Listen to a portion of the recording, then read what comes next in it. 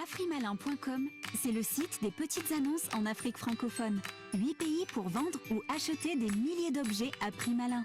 Envie d'un téléphone, de changer de véhicule ou de logement, à la recherche d'un emploi ou juste envie de faire du shopping et des bonnes affaires.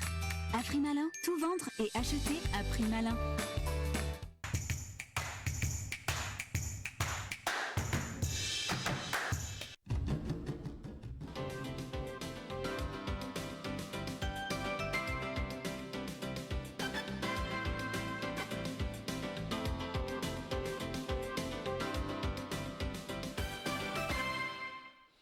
Mesdames, Messieurs, bonsoir et bienvenue sur Club Média 7.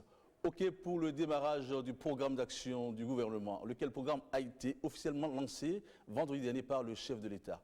OK pour son démarrage, d'autant que le budget exercice 2017 a été voté à l'unanimité par les honorables députés à l'Assemblée nationale.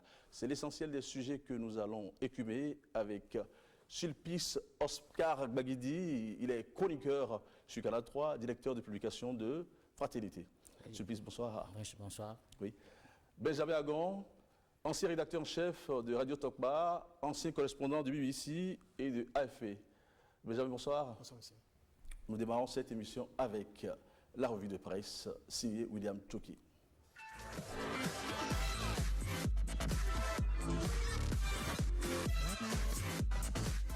Le sort du budget général de l'État gestion 2017 est connu.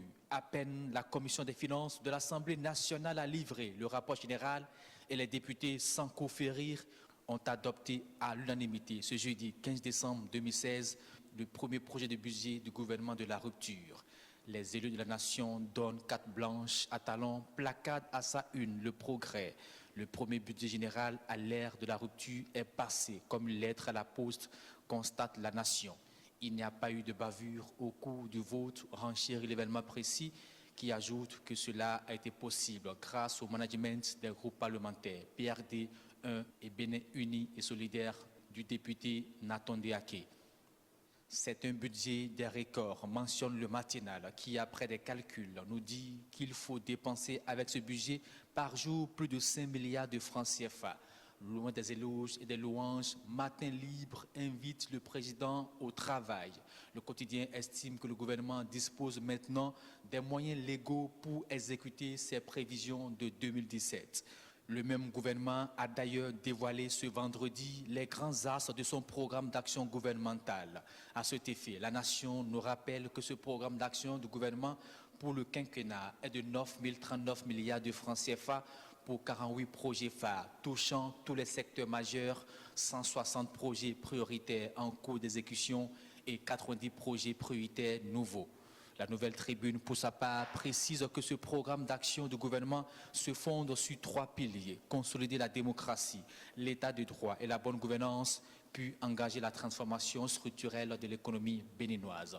Si du côté du gouvernement de la rupture, tout semble marcher, chez les FCBE, on craint l'implosion. L'Alliance des forces Cori.Bénin émergent a vu l'un de ses caciques quitter la BAC.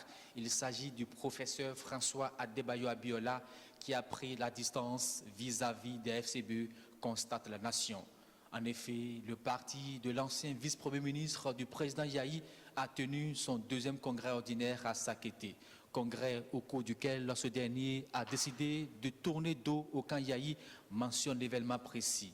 Le MEPS, Mouvement Espoir du Bénin, du professeur Abiola, n'est ni de la mouvance ni de l'opposition, précise le Télégramme, une position que Fraternité qualifie d'ambiguë et titre Abiola entre opportunisme et absence de conviction politique.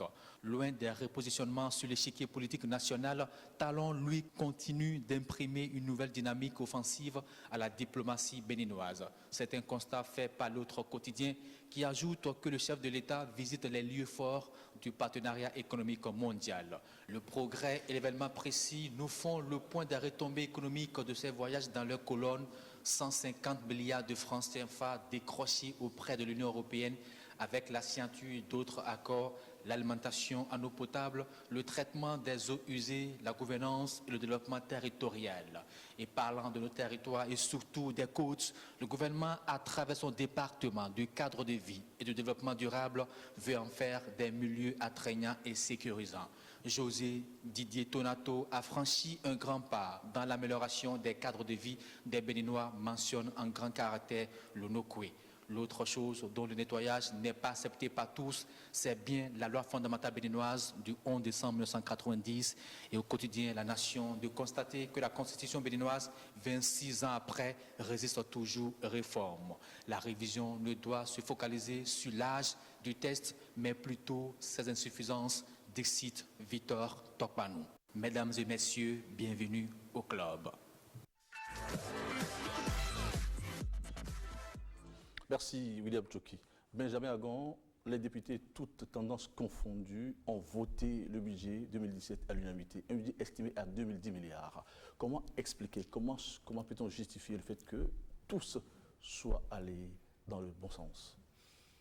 Le bon réflexe n'est pas forcément de justifier ce que les uns et les autres font à l'Assemblée nationale. Le bon réflexe, c'est de remarquer quand même qu'il y a eu un travail acharné entre l'exécutif et le Parlement. Un travail de près de 2 mois véritable autour des grandes lignes quand même de ce budget général de l'État. Et donc, pour nous, c'est que les députés ont compris l'enjeu. Les députés ont certainement perçu réellement ce que le gouvernement entend faire pendant l'année 2017. Et je crois que c'est la meilleure façon quand même d'accompagner la dynamique de l'État. Les députés ont voulu simplement prendre vraiment le gouvernement dans sa démarche, dans sa dynamique, en lui accordant le budget nécessaire pour enclencher ne serait-ce que ses premières actions. Et je pense que c'est tout à l'honneur de l'Assemblée nationale, c'est tout à l'honneur du gouvernement béninois et c'est tout à l'honneur de notre pays, le Bénin. Gilles Pisse, les députés ont voté le budget à l'unanimité. Est-ce pour dire du moins que ce budget, dans sa conception, est pertinentissime? Oui, on savait que le budget allait passer comme une lettre à la poste. Alors comment ça va se passer? Comment? Comme une lettre à la poste, est-ce que ce sera à l'unanimité? Est-ce qu'il y aura des gens qui vont voter contre? Et finalement, c'est l'unanimité. C'est ça qui impressionne dans ce genre de situation. Alors pourquoi? Nous sommes toujours dans la dynamique du plébiscite. Vous savez, le peuple béninois a voté pour la rupture en mars dernier et Patrice Talon a présenté un budget de la rupture. Alors les députés se sont dit, voilà, il faut qu'on lui donne une chance, qu'on lui donne les moyens de sa politique pour apprécier après. Ce vote, pour moi, c'est un vote de confiance. Vote de confiance pour un gouvernement de la rupture que les députés ont voulu accompagner pour ce premier budget-là. C'est comme ça que j'interprète. C'est vrai que quand on suit bien les débats, on avait l'impression quand même que certains allaient voter contre le budget, mais finalement tout cela a été stratégique. Et c'est aussi vrai qu'on est dans un contexte où il n'y a pas trop de calculs. Vous voyez, il y a beaucoup d'incertitudes. Quand vous prenez les différents camps, ce n'est pas aussi tranché que ça. Au niveau des FCBE, il y a différents courants. Au niveau des autres, tout le monde joue la carte de la prudence. Donc, on a voulu donner à ce gouvernement-là les moyens de sa politique. C'est comme ça que moi j'interprète. C'est un vote de confiance, si on peut l'interpréter comme ça. Benjamin Agon, l'événement précis estime que ce vote a été possible grâce au management des groupes parlementaires PRD, UN, Bénin Uni et Solidaire de Akhenatonde. En quoi aurait consisté ce management? Vous savez, sans vouloir vraiment faire le jeu de la politique politicienne, Je pense qu'il n'y a pas seulement quelques formations politiques qui ont eu à mener la barque. Il faut reconnaître que tous les députés, toutes tendances confondues, ont été certainement convaincus de la démarche, ont été certainement convaincus des grandes lignes du projet, des grandes lignes du budget général de l'État exercice 2017. Et donc, pour ne pas vraiment jouer à ce jeu, pour ne pas tomber peut-être dans ce piège politique, je préfère reconnaître la valeur des députés, je préfère reconnaître la capacité des uns et des autres à pouvoir lire et comprendre réellement la dynamique et comprendre la démarche aujourd'hui. Nous avons assez fait de la politique politicienne dans notre pays, nous avons assez parlé de politique dans notre pays. Je pense que pour une fois, les députés ont dû faire un saut, un bond important, et il faut peut-être lire la chose de cette façon et ne pas toujours s'accrocher à quelques dimensions politiques qui ne font pas forcément réellement honneur à notre pays. Et cette dimension politique, c'est vrai, à l'Assemblée nationale, c'est le lieu par excellence quand même de la politique, mais face aux enjeux, face aux réalités, il faut trouver la bonne formule et avancer. Je pense que c'est ce qui s'est passé à l'Assemblée nationale cette fois-ci. Il y a toujours un parfum politique à l'Assemblée nationale, même si je suis d'accord avec Agon que dans ce cas précis, il y a comme un élan collectif, parce que les députés forment aujourd'hui un acteur collectif à l'Assemblée nationale. Il y a cet élan collectif, l'élan qui consiste donc à soutenir ce budget-là, ce budget d'une équipe élue par, en fait, de Patrice Talon qui a formé son équipe, parce que le peuple avait voté contre la continuité, choisi la rupture. Alors, donc, Patrice Talon a maintenant les coups de franche pour entrer dans la phase active, effectivement la phase active de la rupture. Alors, ce qu'il faut souligner aussi par rapport à ça, c'est que en mars 2016, le Patrice Talon a été élu avec cette petite faiblesse il n'y a pas d'adhésion vraiment politique, c'est-à-dire une adhésion populaire à la candidature de Patrice Talon. L'Assemblée nationale est allée très loin aujourd'hui. Le vote à l'unanimité traduit une sorte d'adhésion politique à l'Assemblée nationale, à l'élection à l'action politique de Patrice Talon, parce que le budget, il faut le rappeler aussi, c'est l'expression financière de la politique du gouvernement. Alors les députés ont dit, nous allons donner donc cette adhésion politique à l'action économique, à l'action, disons aussi politique du pouvoir. C'est en cela qu'on assiste à ce vote à l'unanimité. Mais je continue de dire quand même que vote à l'unanimité, c'est franchement impressionnant, parce que personnellement, je ne m'attendais pas à ce que ça se passe comme ça, de cette manière. Le budget devrait être voté, c'est sûr. On s'attendait peut-être à un vote, mais oui, pas à un vote à l'unanimité. Vraiment à l'unanimité. Donc, c'est que je veux dire que les députés ont décidé, de manière unanime quand même, d'accompagner Patrice Talon.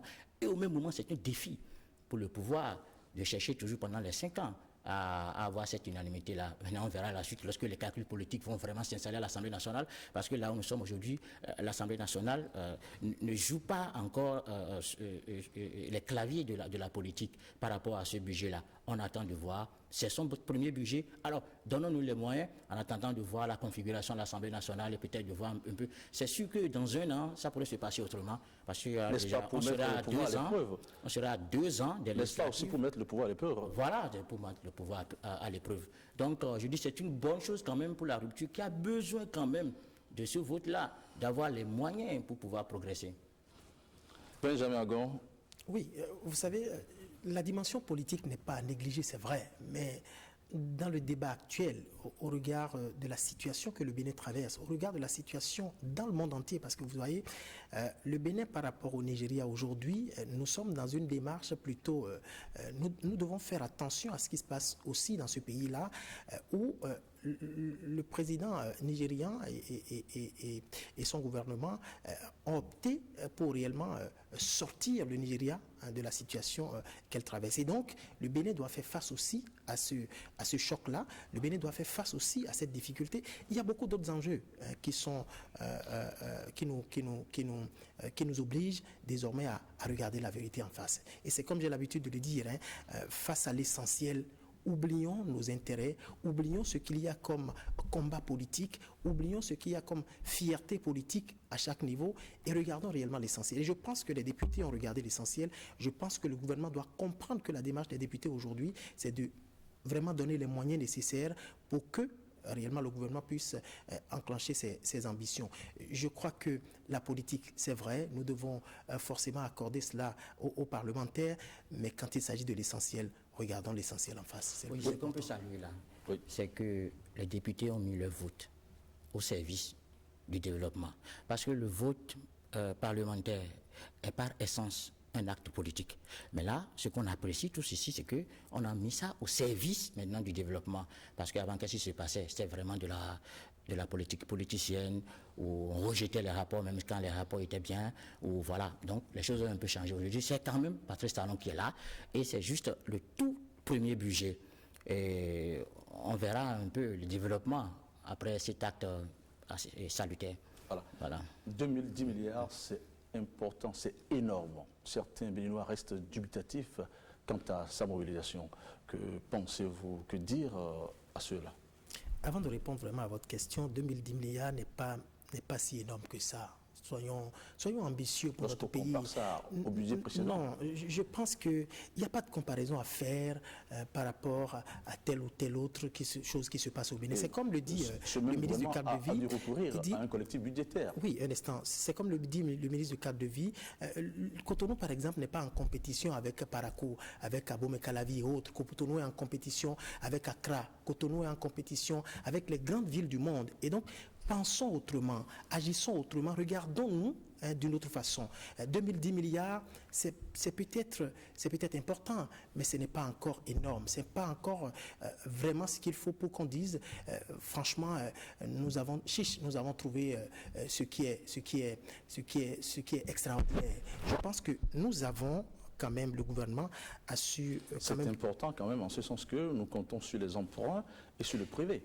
Oui, mais lorsque vous entendez les politiciens parler, certains politiciens, ils ont voté certes, mais ceux-là se sont dit, ils ont dit, mais on ne peut pas compter sur le privé.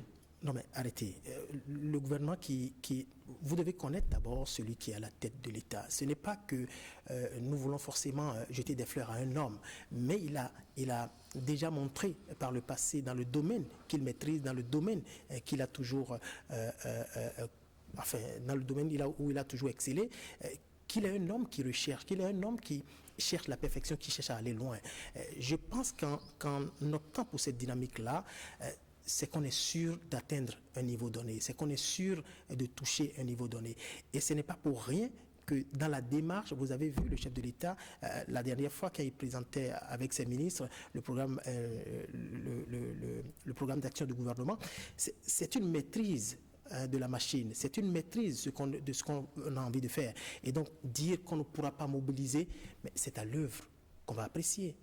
Accordons le temps. Et un an après, on pourra évaluer. 2010 milliards, tout calcul fait, cela fait à peu près 6 milliards à dépenser par jour. Doit-on craindre des dépenses inadaptées? Non, pas du tout, parce que pour en arriver à 2010 milliards, il y a d'abord un travail au niveau du gouvernement. Il y a un travail d'identification des projets, d'identification des priorités. Et le gouvernement n'a pas décrété 2010 milliards. Et c'est vrai que celui qui est à la tête de ce pays, il fut un homme d'affaires et il connaît un peu les mécanismes pour avoir de l'argent. Alors, le gouvernement va axer sa politique, notamment sur le partenariat public-privé.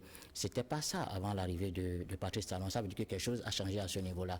Et le gouvernement va associer à cela le partenariat public-privé, les 3P, à cela aussi l'investissement de l'État et aussi les prêts les prêts concessionnels ou non concessionnels au niveau des partenaires techniques et financiers. Donc moi je dis 2010 milliards, on ne va pas voir cela comme quelque chose qu'on ne peut pas atteindre. Cela traduit une ambition du gouvernement, une ambition et le gouvernement a certainement les moyens pour atteindre son ambition. Parce que Patrice Talon a dit, et pas plus tard qu'hier ou avant-hier, le vendredi, le chef de l'État a dit que c'est à la fin de son mandat, notamment au niveau du PAG, qu'on va le juger. Du fait, il a demandé au peuple béninois de faire confiance dans son action, donc confiance à son équipe aussi. Donc il faut pas voir 2010 milliards comme quelque chose qu'on ne peut pas atteindre, un rêve, une utopie. C'est le gouvernement qui va mettre en œuvre sa stratégie pour pouvoir atteindre ces 2010 milliards. Et c'est certainement, comme on le dit, le tout premier budget de la rupture. Et il faut attendre de voir les résultats pour voir si effectivement c'était de l'utopie, si Patrice Talon voulait cueillir la lune ou c'était un budget réaliste. Merci. Voilà. Le programme d'action du gouvernement, vous en parliez tantôt, a été officiellement lancé vendredi dernier par le chef de l'État. Le lancement a été haut en couleur et en communication. Que dire de ce programme très ambitieux? La première chose que je retiens, c'est que pour la transparence et la bonne gouvernance, vous devez dire clairement ce que vous avez envie de faire et de manière précise pour qu'on puisse vous apprécier en son temps. Le gouvernement vient de donner réellement les éléments, les moyens qu'il faut, le document qu'il faut pour qu'on puisse à l'arrivée juger l'action du gouvernement, apprécier l'action du gouvernement point par point. Et je pense que c'est maintenant que nous devons, c'est maintenant que la presse vraiment doit jouer aussi son rôle. La presse doit jouer son rôle à partir du moment où nous avons un document aujourd'hui qui est à la portée de tout le monde. Nous avons un document qui est aujourd'hui accessible à tout le monde. Vous allez sur Internet, vous pouvez facilement avoir ce document, lire et comprendre. Et point par point, chacun pourra apprécier. Voilà un gouvernement qui donne les armes même à l'opposition pour qu'en son temps, l'opposition puisse avoir les éléments même pour mieux le combattre, si l'opposition pouvait vraiment avoir ces moyens-là. Et donc, j'estime que le gouvernement a voulu, par souci de transparence, par souci de bonne gouvernance, mettre tous les éléments à la disposition de tout le monde. Reste à savoir si réellement les uns et les autres auront le temps de vraiment lire ce document, parce que c'est de ça qu'il s'agit.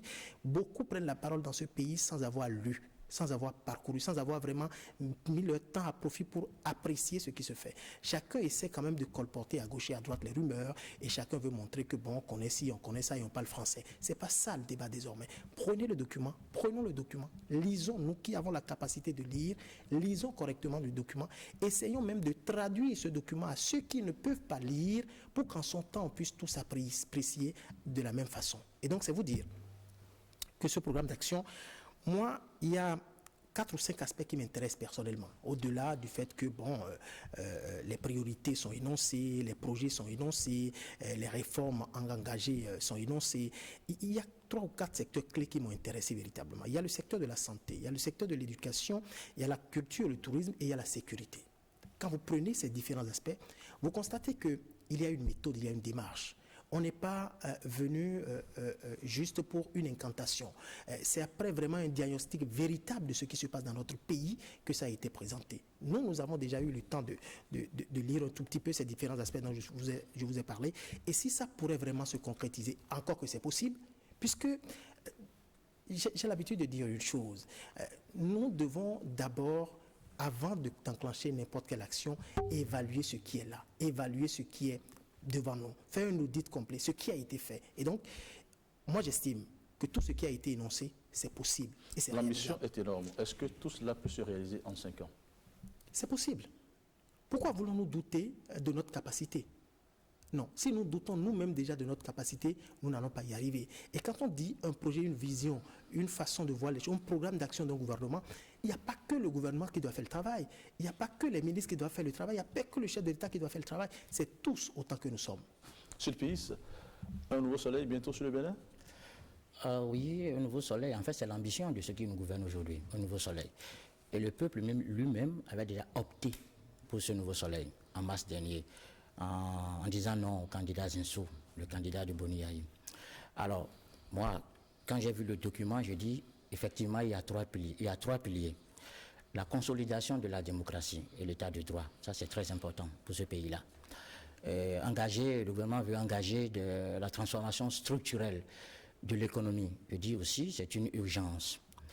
Et puis, il y a aussi le volet social, parce que la faiblesse agitée par les détracteurs de ce régime, c'est le volet social. Patrice Talon a officialisé le volet social de son action gouvernementale, de ses projets. Alors, ce qui est aussi très important à souligner, c'est qu'il n'y a pas seulement des projets phares, il n'y a pas seulement un programme d'action gouvernementale. Le gouvernement a prévu un cadre de mise en œuvre pour montrer vraiment la rigueur, le sérieux de l'action gouvernementale. Alors, de ce cadre-là, on a vu aussi la hiérarchie. Il y a le comité de suivi des projets phares qui sera dirigé par Patrice Talon lui-même.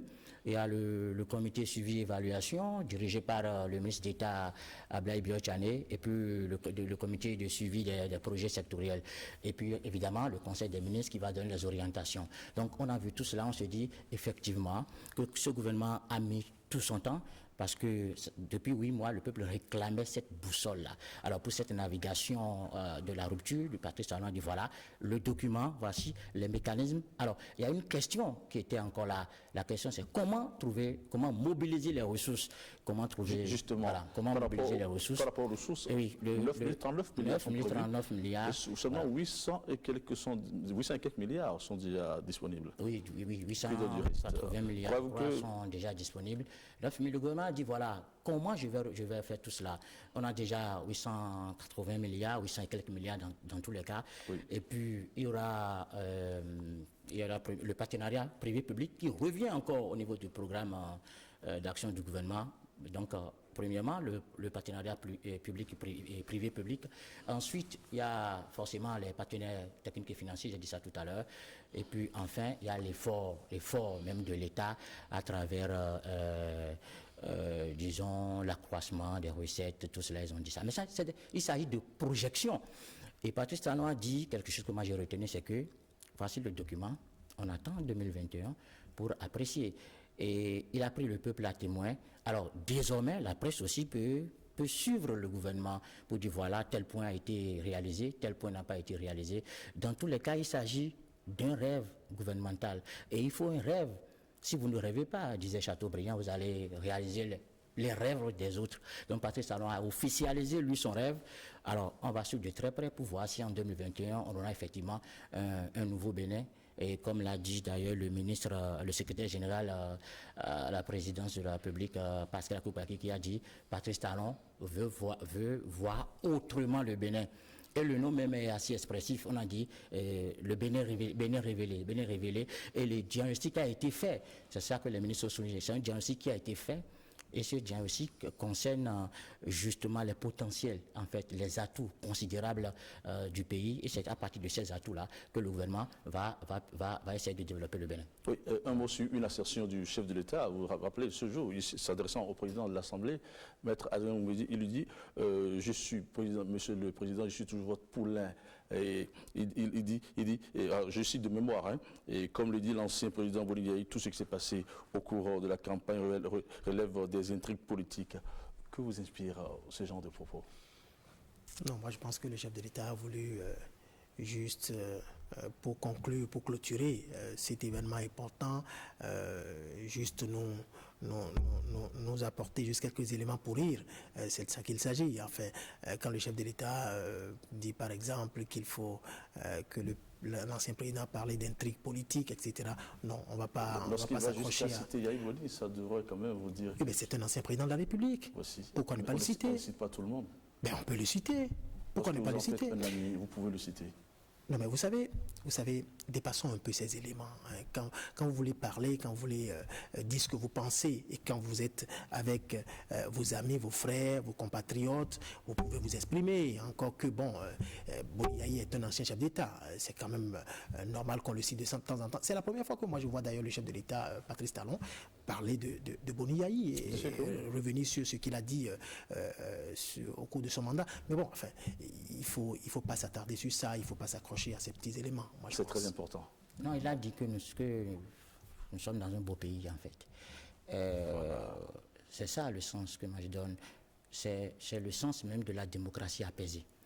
Évoquer Boniaï pour Patrice Talon, c'est donner tout son sens à la démocratie apaisée. Parler de Maître Adrien Ngouedi, c'est au-delà de Maître Adrien Ngouedi, c'est-à-dire le président de l'Assemblée nationale, c'est saluer tout le travail, toute cette complicité positive qu'on a vue à l'Assemblée nationale, notamment par rapport au vote du budget. Et il est allé très loin, Patrice Talon, avant-hier. Il a dit mais que lui, il va profiter de cette situation-là. Il va même en abuser. C'est ce qu'il a dit. Donc nous sommes dans la logique de la démocratie apaisée. On a tourné dos à la logique de l'impasse tracée pendant toute une décennie. Et c'est tout à l'honneur du peuple béninois. Voilà. Et puis Abiola qui claque la porte au FCBE. Pourquoi une telle dissidence? Non, je pense que l'homme a envie de se positionner pour 2021. Il a envie peut-être de laisser derrière lui ce combat qui, enfin pour lui, devrait avoir un succès en 2016 au cours des dernières présidentielles. Mais bon, enfin, le parti ne lui a pas apporté la caution. Et donc, Ben, c'est pas le parti. c'est une démarche. C'est l'ancien président Yahi Boni qui l'en a empêché. Oui, mais dans tous les cas, je pense que pour lui, c'est une façon de se réorienter, c'est une façon peut-être de viser 2021, c'est une façon de se donner une nouvelle image, c'est une façon de se donner une nouvelle dimension politique. N'est-ce pas un opportunisme puisqu'il se met au centre? Bon, vous savez, à la fin des bonnes nouvelles. moi, j'ai souvent des difficultés à pouvoir lire vraiment entre les lignes aux acteurs politiques. Vous ne voulez J'ai pas énormément lire. de difficultés. Vous ne voulez pas lire. Non, c'est vrai, je vous dis la vérité, parce que avoir un peu comment la politique béninoise fonctionne, comment les acteurs aussi fonctionnent au niveau de la politique béninoise, j'ai du mal à lire véritablement. Et si vous prenez par exemple le professeur Abiola, regardez un peu sa trajectoire, vous avez du mal à comprendre. Et c'est pratiquement la même chose pour plusieurs acteurs politiques au Bénin. Vous avez des difficultés à voir la trajectoire, vous avez des difficultés à lire véritablement. On attend de voir ce qui va se passer. Oui. Monsieur le Pis, Non, ce qui est peut-être intéressant dans la courbe à Abiola, c'est la première chute centriste. Parce que ça, c'est une nouveauté. En réalité, il y avait tous des centristes chez nous. Hein. Peut-être que lui veut élaborer ça actuellement. Il y a tous des centristes, des gens qui sont au milieu et pas l'opportunisme politique. Et mon cher Agon en a parlé tout à l'heure. Essaie de voir. Ils ne veulent pas être comme l'âne de Buridan qui a faim et soif et qui a mis distance entre l'eau et le foin. Ce n'est pas forcément ça. On regarde bien et mieux pas l'opportunisme politique qu'on choisit. Mais lui a dit le centrisme. Mais lui, il n'a pas inventé le centrisme dont il parle. Donc il a des références en France notamment. On va voir l'évolution de ce centrisme-là. Alors, que Abiola quitte FCBE, pour moi, ce n'est pas un événement. Parce que la logique, tout était tracé pour qu'il quitte. Il voulait être candidat. On ne lui a pas donné l'occasion d'être candidat. Il voulait être président de l'Assemblée nationale. Il ne l'a pas eu. On lui a barré la voie par quelqu'un aussi qui méritait de l'être. Et là, il dit qu'il est centriste. Je vois que c'est quelqu'un qui commence déjà par préparer sa candidature pour 2021. Surtout qu'il a déjà parlé de cheveux de pouvoir. vous dites qu'il manque de conviction. Oh, je n'ai pas dit ça. Vous l'avez dit. Votre quotidien l'a dit. Oui. On a dit entre opportunisme et manque de conviction. Et manque de conviction. Donc on n'a pas affirmé d'emblée qu'il manque de conviction. Alors nous avons spéculé par rapport à ce qu'il fait. Alors il suffit de voir un peu son évolution sur le plan politique. Chacun fera son opinion par rapport à cet homme-là. Mais moi je dis simplement que la création de... Bon, pas ce parti, en fait, ce positionnement, parce qu'il s'agit alors d'un positionnement politique, il n'a pas fait... ce que les communicants appellent une certaine segmentation politique avant d'en arriver là certainement. Alors, je dis, Abiola sera candidat en 2021. C'est peut-être très tôt de conclure comme ça, mais c'est ça. Je dis, voilà, c'est pour ça qu'il fait ça, il dit qu'il est centriste. Maintenant, avant d'être candidat, il veut se donner la posture pour pouvoir balancer à gauche ou à droite au moment opportun. Voilà. Oui. C'est pour ça que je disais, pour vous qu'il reste centriste jusqu'en 2021. C'est difficile de lire vraiment la trajectoire des acteurs politiques, de certains acteurs politiques béninois. Et c'est ce qui risque d'arriver, vous allez voir. Oui, à la lutte des démissions calculées, le Bénin a-t-il des chances de tendre vers des regroupements politiques? Bon, je veux bien y croire. Je veux bien y croire. Mais tout ce qui se passe ne me permet pas vraiment de conclure que réellement on aura vraiment des grands regroupements. Je ne crois pas personnellement. À l'heure de la je prends globalisation. je prends le risque d'être pessimiste. Pourquoi? Parce que les partis qui sont créés au pouvoir ont des difficultés. Après la chute du leader, les partis qui sont créés de manière ponctuelle, en fait, selon la politique en fait, selon la situation conjoncturelle, qui sont créés, comme les alliances, on a vu la ND déjà en difficulté, l'Alliance Soleil Consort ne résiste pas trop. Donc je dis, on n'a pas. C'est vrai, il y a l'Union de la Nation qui essaie de résister, mais là encore, on a vu très tôt que les poids lourds ont quitté l'Union et que l'Union n'a même pas eu de candidat en 2016.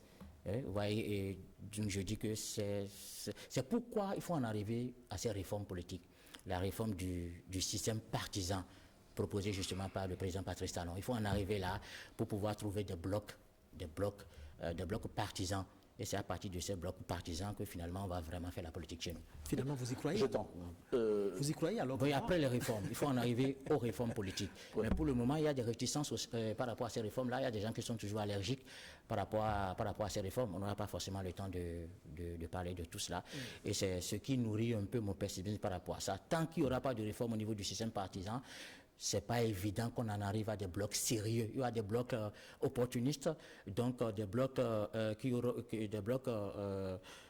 accouchés par la conjoncture politique. Mais lorsqu'il y aura des réformes claires et nettes, lisibles, c'est sûr qu'on pourrait en arriver à des blocs. Oui, jetant un regard sur la récente histoire politique du Bénin, Abiola dit qu'il ne comprend pas comment se fait-il que depuis 1990, aucun homme politique n'ait pu accéder au pouvoir? Que dire de cette remarque? Si lui, acteur politique, il ne comprend pas, là, ça pose un problème. Monsieur le Fils? Oui, s'il ne comprend pas, est-ce que lui, là, il a soutenu un homme politique une fois? Ça, c'est aussi le problème.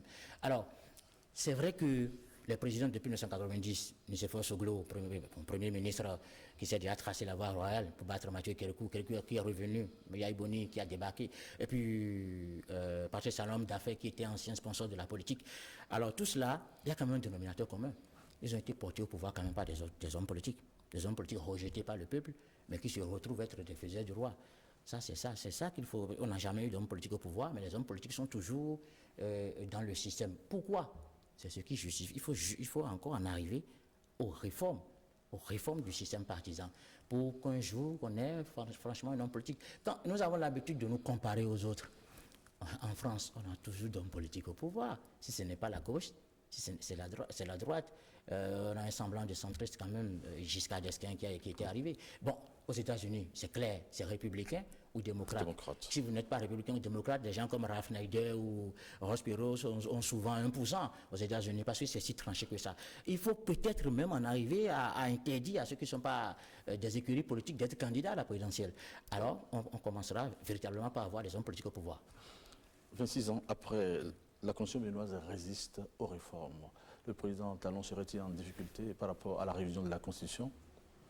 Moi, je pense que la Constitution ne résiste à rien du tout. Ce sont les hommes qui font que la Constitution résiste à tout ce qu'on dit là. Si nous sommes déterminés, nous sommes décidés à réviser notre Constitution pour l'adapter aux réalités, pour l'adapter à l'évolution du monde, ça va se faire sans aucune difficulté. Encore que le gouvernement, dans sa démarche, a donné la ligne de conduite et que chacun puisse apporter sa caution. Si les hommes politiques sont déterminés pour qu'il y ait une réforme véritable, il y aura cette réforme véritable. Rien ne l'empêche. Oui, Monsieur le ministre, les secrétaires généraux, Pascal Todino, Lokoso et consorts, veulent créer un front de secrétaires généraux des syndicats. Croyez-vous que ce front puisse bénéficier de financement? J'attends de voir, ils veulent. Donc, c'est un projet en gestation, j'attends de voir le projet en acte. Mais déjà, on peut leur rendre hommage ici parce qu'on a vu leur lutte syndicale avec tout ce que cela comporte de positif, de négatif, mais ça a fait progresser quand même ce pays-là. C'est des gens qui nous ont permis aujourd'hui de souffler.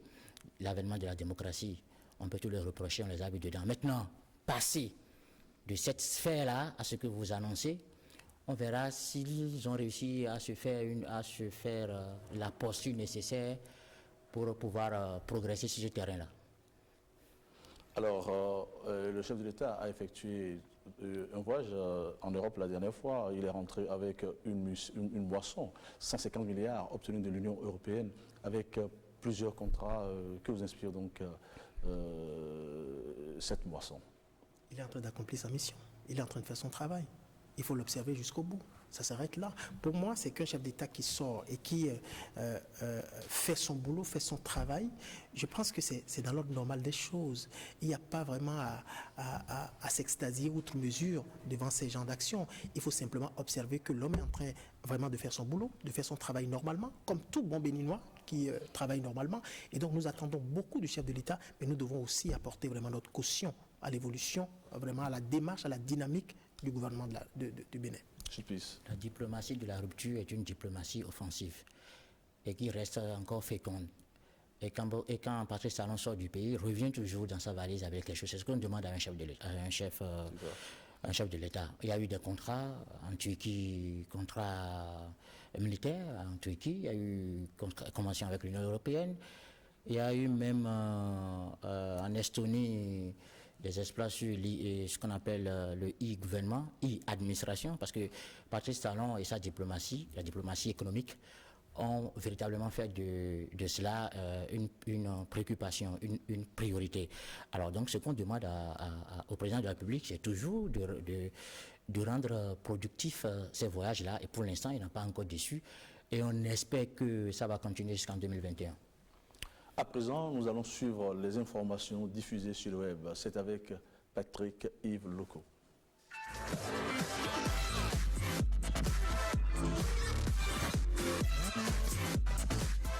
Le tour du net nous amène d'abord aux États-Unis d'Amérique où le président élu Donald Trump a désigné son futur secrétaire d'État. Le site canadien lapresse.ca annonce qu'il s'agit de Rex Tillerson. Pour le site, le PDG du géant pétrolier ExxonMobil, qui va diriger la diplomatie américaine, est un ami de la Russie. Signe que Trump entend réchauffer les relations entre Washington et Moscou. Le futur secrétaire d'État américain, renseigne la presse.ca, est un proche de Vladimir Poutine. Du pays de l'oncle Sam, arrêtons-nous en Afrique centrale et plus précisément au Gabon.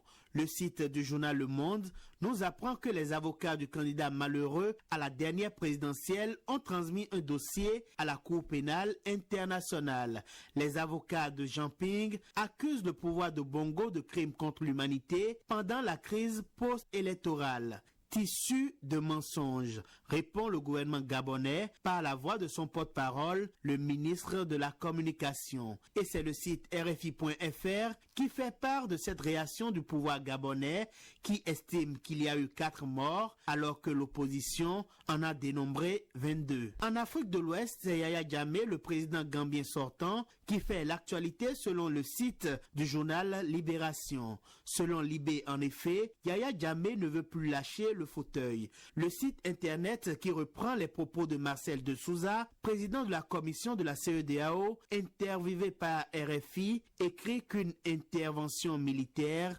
serait envisageable. Ainsi va le web ces derniers jours. Merci de votre attention. Yves-Patrick Loco, merci. Sulpice Oscar Baguidi, ExxonMobil, nommé secrétaire d'État américain. Les Américains, en fait, tout le monde en est inquiet. Oui, tout le monde en est inquiet. Pourquoi?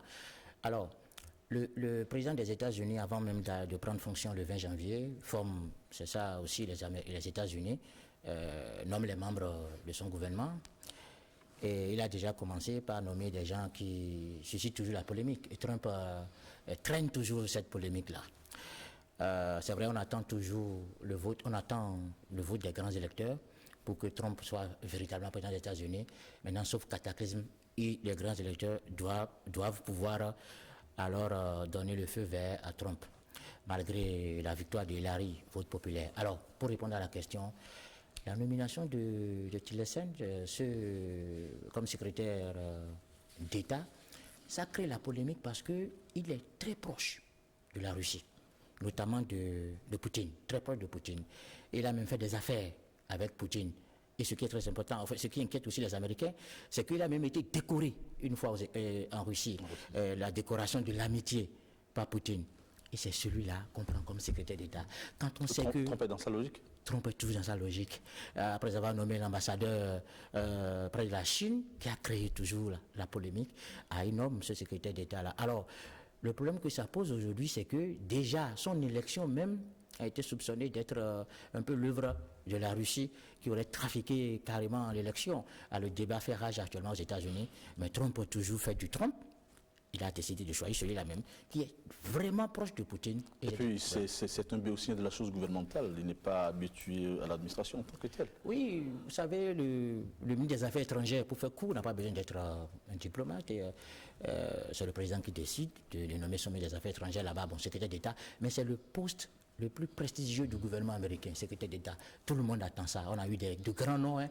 James Baker, on a eu Hillary Clinton, tout cela, mais il a nommé cet homme d'affaires-là à ce poste. Et un proche de Poutine, ça fait débat. Mais ce n'est pas en réalité le problème de Trump. Trump, lui, il est toujours dans sa logique. Il répond en fait à ses promesses de campagne électorale. Oui. Au Gabon, Jean Ping saisit la CPI. Qu'en dites-vous? Je pense qu'on devrait s'attendre à ça. Jean Ping a commencé sa démarche, ça fait longtemps. Et dans ses tournées en Europe et aux États-Unis, on a vu sa démarche. Bon. Et donc, ce n'est pas une surprise qu'on découvre Jean Ping dans cette dynamique-là. Parce que perdre une élection présidentielle, pour lui, c'est quand même énorme. Mais est-ce qu'il ne rame pas à contre-courant à un moment où la CPI est décriée, à un moment où tous les pays africains veulent quitter la CPI? Non, mais C'est vous qui le dites, que tous les pays africains veulent quitter ces pays. Les Africains n'adhèrent pas vraiment à la CPI. C'est vous qui le dites. Je ne voudrais pas vraiment commenter ça.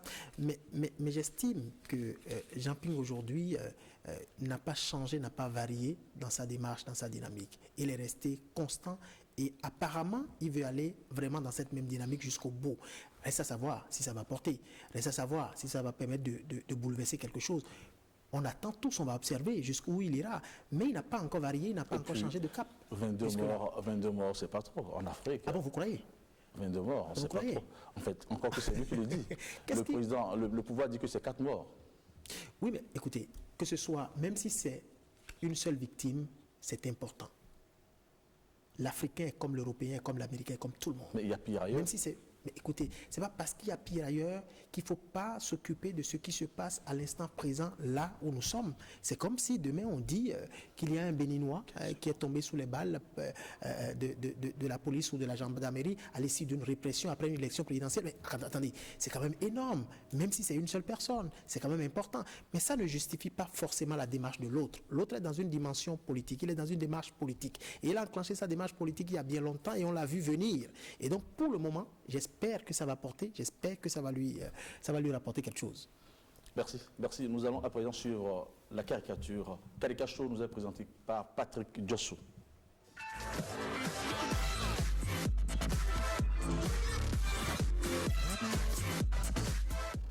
On commence Caricature de cette semaine avec le quotidien Le Matin, où Alexandre Kosokor montre 2 gars attablés. Le premier, voisin. Avec cette crise économique, comment vas-tu gérer la fête de Noël? Le deuxième.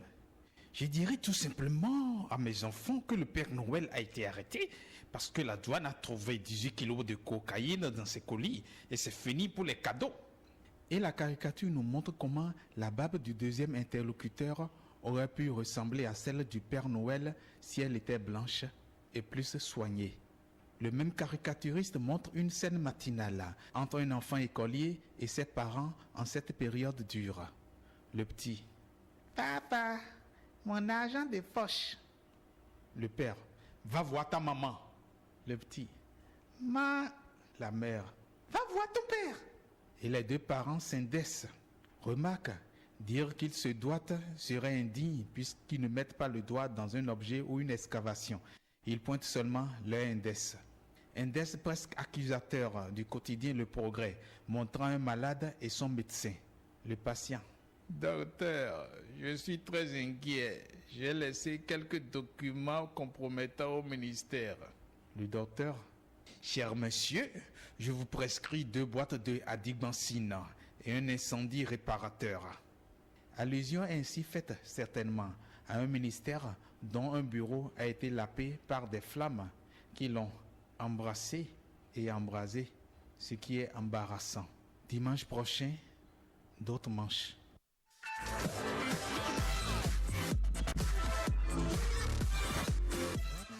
Merci Patrick Diossou. Monsieur le Pays, juste un mot. Oui, c'est la caricature aussi colle à l'actualité. Nous vivons donc cette crise économique avec beaucoup d'incertitudes en cette période des fêtes. Et c'est ça que les caricaturistes aussi ont cherché, ont tenté de mettre en exergue aussi. Bon, merci. Non, je ne sais pas si c'est notre conclusion en même temps, hein, si c'est la conclusion. C'est en même temps la conclusion. D'accord. Non, je crois que le résumé de ce que nous venons de voir, c'est quand même assez simple. On ne va pas revenir là-dessus. Mais je voudrais quand même dire avant de partir d'ici que nous avons enfin un gouvernement qui a envie de travailler. Nous avons enfin un gouvernement qui a envie de donner une ligne de conduite avec une certaine lisibilité. Nous devons tous travailler, pas forcément accompagner le gouvernement, mais nous devons tous travailler pour que notre pays se relève. C'est le plus important.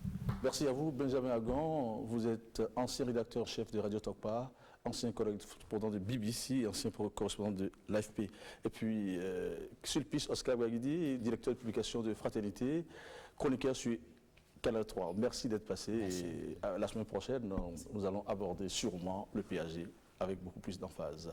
Suivons à présent, nous allons à présent recevoir Joël Ataï Guédoué pour le médiateur de la presse.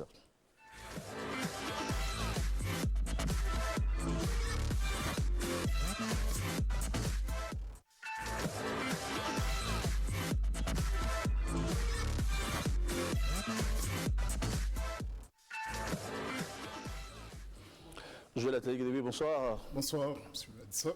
Oui, alors, il y a des situations d'escroquerie qui minent la presse béninoise. Certains journalistes inqualifiables se rendent parfois dans certains milieux pour faire du chantage. Est-ce qu'il nous arrive d'être saisis de pareilles situations à l'ODEM? Oui, malheureusement. Et non seulement à l'ODEM, mais parfois les tribunaux en connaissent.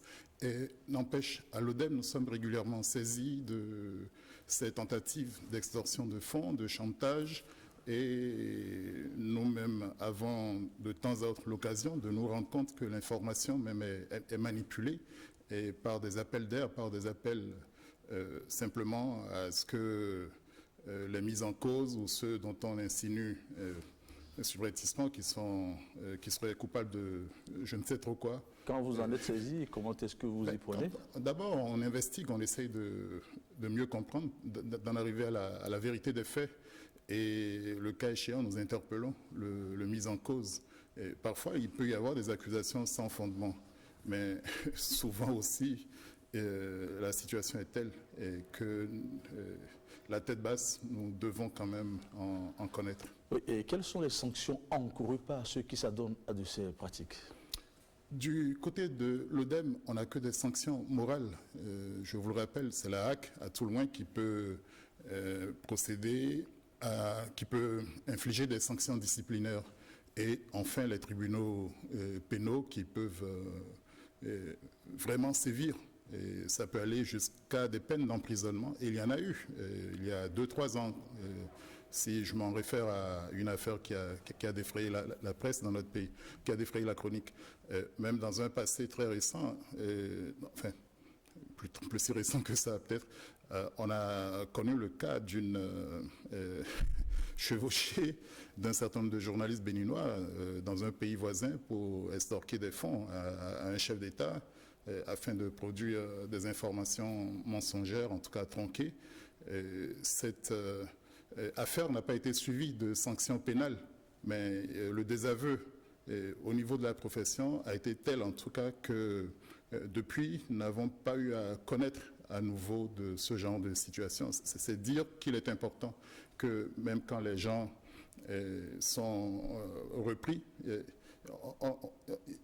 ils aient le sentiment qu'ils comprennent de toute façon qu'ils ne doivent pas recourir à ce type de moyens déloyaux et méprisables pour produire de l'information. Quel conseil avez-vous à donner aux journalistes qui adhèrent au lucre? Oui, changer de métier. C'est le conseil que nous leur donnons quand nous les recevons à l'ODEM. Si vous n'en pouvez pas, ce n'est pas décidément dans le milieu de la presse que vous allez réussir. Changez de trajectoire, sortez du métier. Et si vous êtes mépris, c'est la moindre des choses. Deuxième conseil que nous pourrions donner quand même aux rédactions, et en termes d'intégrité de l'information également. Et là, ce n'est pas rigoureusement de l'escroquerie, du chantage, je voulais dire, mais ça confine à l'escroquerie en ce qu'il y a un nombre de publi-reportages qui sont diffusés comme de l'information, qui sont mêlés à un journal d'information. Par rapport au droit du public à une information vraie, exacte, il y a matière à discussion et on peut faire encore mieux pour... Votre mot de la fin? Non, c'est surtout assurer, quoi qu'il en coûte, le droit du public à l'information. Merci Joël Ataï-Guédégbé. Je précise que vous êtes membre de l'Observatoire de la déontologie et de l'éthique dans les médias. Merci d'être venu sur ce plateau. Ce sera tout pour cette émission. Rendez-vous dimanche prochain à 18h. Entre-temps, vous pouvez suivre la rediffusion de ceci demain, lundi, à partir de 23h30. C'est assuré. Portez-vous bien. Bye bye.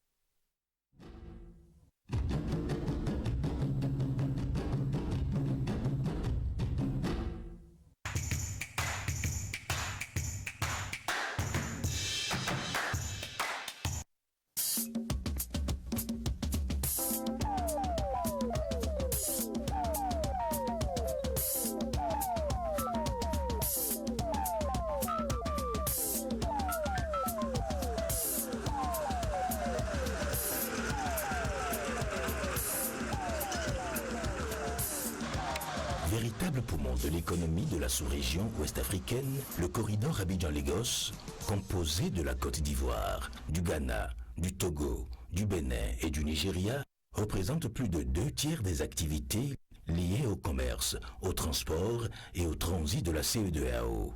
Avec ses 1022 km de route, il concerne une population résidente estimée à plus de 30 millions et un trafic de près de 37 millions de voyageurs chaque année. Il fait d'une part la liaison entre les 5 pays côtiers et d'autre part la liaison entre ceux-ci et les pays sans littoral d'Afrique de l'Ouest, dont il est également la principale voie d'accès. Les nombreuses barrières physiques et non tarifaires érigées sur le corridor et les risques de propagation du VIH qui l'empêchait de jouer pleinement sa fonction ont amené les 5 pays du corridor à signer en 2007 à Accra un mémorandum d'entente. Ceci ouvrait la voie au projet de facilitation du commerce et du transport sur le corridor Abidjan-Lagos financé par la Banque mondiale. Nous avons déjà donc commencé à travailler sur ce projet avec des objectifs très clairs que les pays eux aussi ont identifiés. Je voudrais mettre en avant 3 de ces objectifs-là. C'est un projet intégrateur par nature parce qu'il met en contact plusieurs pays et c'est un projet structurant. Je crois que le développement du commerce et des services ne pourra se faire que s'il y a une certaine fluidité au niveau de la circulation des marchandises et s'il y a une rapidité aussi au niveau des échanges entre les opérateurs économiques, non seulement de la sous-région, mais également avec le reste du monde. Dans le cadre de la mise en œuvre du projet de facilitation du commerce et du transport sur le corridor Abidjan-Lagos, l'organisation du corridor Abidjan-Lagos est chargée d'assurer le suivi des indicateurs de performance du projet et de mettre en œuvre un programme VIH. Nous sommes chargés de collecter les données et de les diffuser sur les performances du projet, sur ces différents indicateurs. Et ça, c'est un rôle très important pour la prise de décision. Les performances du projet, les activités que nous menons, que les autres mènent, concourent un peu à réduire le prix de revient des marchandises et donc à faire en sorte que la population ait accès à des produits à moins cher. Et par ricochet, c'est les entreprises, les commerçants qui en profitent, tout le monde gagne et c'est l'économie qui crée donc une valeur ajoutée pour lutter contre la pauvreté.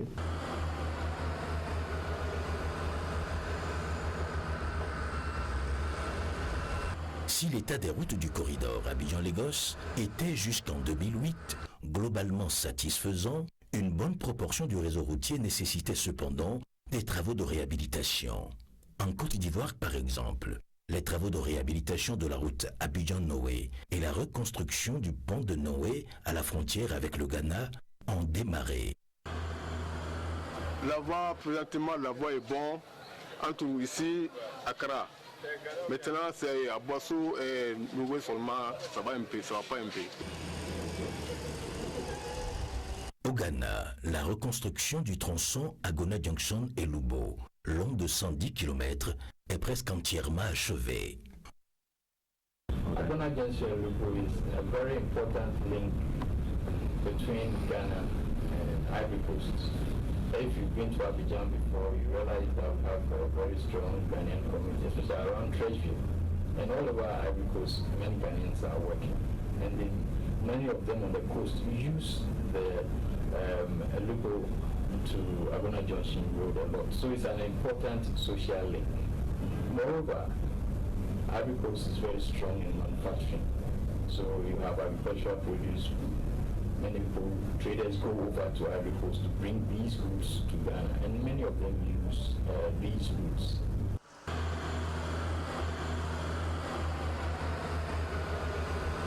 Au Togo, la route Anéro-Sanvikondi, longue de 8 km, a été entièrement reconstruite et dédoublée à certains endroits grâce au soutien financier de la Banque mondiale.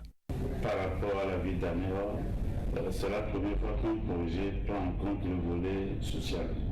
Le volet social a concerné tous ceux qui sont qui peuvent avoir des conséquences sur leurs activités quotidiennes par rapport aux travaux de modernisation de la voie. Il y avait les petits commerçants du bord de la voie, mais il y avait aussi les habitants du village d'Adido rasés par les travaux. Tous ont été entièrement relogés par le projet. Au Bénin, le tronçon Godomekpaou, d'une longueur de 17 km, a été dédoublé en 2 fois 2 voies pour répondre à l'extension de la ville de Cotonou et à l'accroissement des activités économiques qui entraînaient une densité du trafic urbain. L'autre défi du projet, c'est la réduction de la durée du séjour des marchandises dans les ports et des temps de traversée des frontières par les camions chargés de marchandises. Il faut une moyenne de 14 jours aux marchandises pour sortir du port de Cotonou en 2015, alors que ce temps était de 27 jours 3 ans plus tôt. De même, le temps de traversée de la frontière Bénin-Togo est passé de 22 à 5 heures entre 2012 et 2016. Le guichet unique informatisé, déjà fonctionnel en Côte d'Ivoire, au Ghana, au Togo et au Bénin, a fortement contribué à réduire ces temps. Les acteurs portuaires communiquent par le biais de cet outil qu'est le guichet unique. C'est un seul document que nous appelons bordereau de frais unique. Avec ce seul document, OK, c'est-à-dire réglé à la banque, vous allez dans le port pour faire l'enlèvement de votre marchandise. Les résultats concernant la réduction des barrages routiers sur le corridor sont également satisfaisants. En Côte d'Ivoire, par exemple, ces barrages qui étaient au nombre de 31 en 2011 ont été réduits à 6 en 2015, tandis qu'au Ghana, ils sont passés de 28 à 18 et au Nigeria de 30 à 16, toujours pour la même période. Avant, quand on quitte Abidjan par là à Lagos, la route n'était pas bonne. Les corabis nous fatiguent la route. Mais aujourd'hui, nous avons bien travaillé, la route est bien propre. Les actions de sensibilisation et les efforts se poursuivent et doivent être soutenus à tous les niveaux. La Côte d'Ivoire vit une situation particulière. Et cette situation, on ne va plus revenir là-dessus, mais c'est un effort que nous faisons. Et c'est vrai, il faut pouvoir fluidifier les routes, mais il faut faire ça dans un climat de paix et dans une sécurité totale. Parce que imaginez un transporteur qui se fasse agresser sur la route, hein, après des crises que nous-mêmes nous connaissons, et qu'on nous reproche après qu'on n'ait pas pris de dispositions, je pense qu'il doit pouvoir comprendre. C'est un effort que nous faisons. Vous le dites en l'an 2, sur le 31, nous sommes à 10, c'est-à-dire qu'on a fait les 2 tiers du travail et vraiment, ce n'est pas une satisfaction, mais on va poursuivre le travail de façon à ce qu'on puisse respecter les règlements et de la CEDEAO et de l'UEMOA qui nous prescrivent 2 barrages.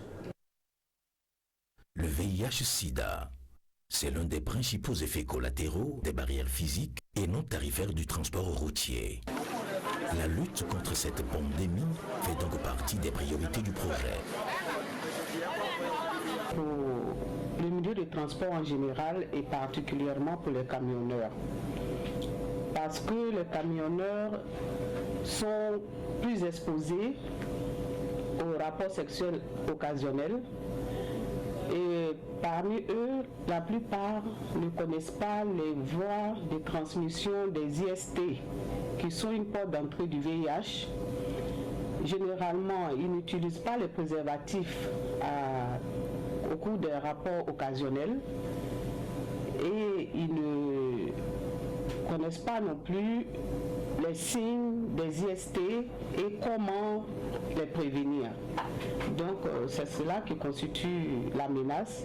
Et comme il y a un brassage de populations féminines et masculines sur le domaine portuaire, donc c'est tout l'environnement portuaire qui est menacé. Le projet s'attelle à former des éducateurs parmi les camionneurs et les usagers des ports. Des préservatifs ont été distribués depuis le début du projet, tandis que les moyens mis en œuvre ont permis d'avoir de plus en plus des candidats au dépistage. Oui, je peux dire que le résultat a été plus ou moins favorable par rapport à des préservatifs. Il va falloir que les camionneurs, les apprentis connaissent au moins 2 modes de prévention du VIH/SIDA dans le monde du transport, ou alors vraiment pratiquer par exemple le port de préservatifs. Là on est à 72%, il faudrait qu'on puisse arriver pour d'ici 2016 à 81% avec des partenaires occasionnels. Le projet de facilitation du commerce et du transport sur le corridor Abidjan-Lagos est un grand facteur d'intégration socio-économique pour les pays concernés. With the benefits, travel time, as I indicated much earlier, has been reduced. Trade facilitation, because we're going to have a joint border post with La Côte d'Ivoire and also with Togo. It will facilitate custom clearing when our citizens on both sides, and that is going to enhance trade, since people will move faster with activities at the border point, and also with the road blocks being reduced, there will speedy way of doing business on the corridor, and so the benefits will. There are a lot of benefits to people. There will be a lot of businesses along the corridor. En 5 ans, les résultats obtenus par le projet de facilitation du commerce et du transport sur le corridor Abidjan-Lagos sont très encourageants. Il a servi de plateforme pour les réformes de modernisation des douanes et pour l'amélioration de la compétitivité des ports. Autorités, acteurs, partenaires et bénéficiaires du projet sont conscients des efforts à poursuivre afin de permettre au corridor Abidjan-Lagos de continuer à jouer son rôle de premier plan dans l'économie sous-régionale ouest-africaine.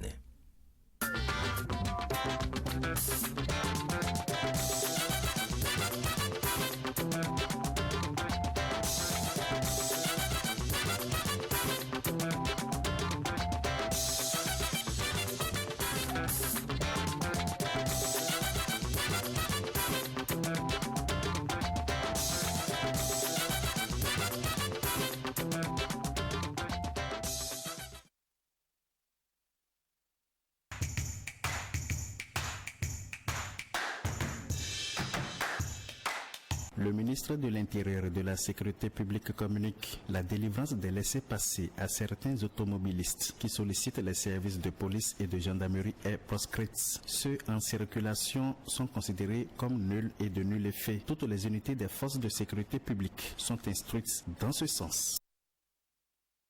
Le ministre de l'Économie et des Finances, le ministre du Travail, de la Fonction publique et des Affaires sociales communiquent. Dans le cadre du contrôle des effectifs de l'administration publique et des forces de défense et de sécurité, il est organisé sur tout le territoire national un recensement de paiement des agents en activité et des pensionnés civils et militaires à partir du 14 décembre 2016. Le paiement des salaires et pensions du mois de décembre 2016 se fera donc à vue au centre de paiement indiqué recettes perception, recettes des finances ou direction générale du Trésor et de la comptabilité publique, DGTCP, et sera conditionné au recensement effectué sur place au lieu de paiement. En conséquence, tous les agents civils en exercice ou à la retraite habituellement payés par virement bancaire ou postal sont priés de s'inscrire automatiquement par SMS sur la plateforme de pré-recensement en vue d'indiquer le point de paye de leur lieu d'activité pour les agents en exercice ou de leur lieu de résidence pour les retraités. Cette opération d'inscription sur la plateforme de pré-recensement se fera 24 heures sur 24 du 2 au 6 décembre 2016 inclus et ne concerne que les agents civils de l'État en exercice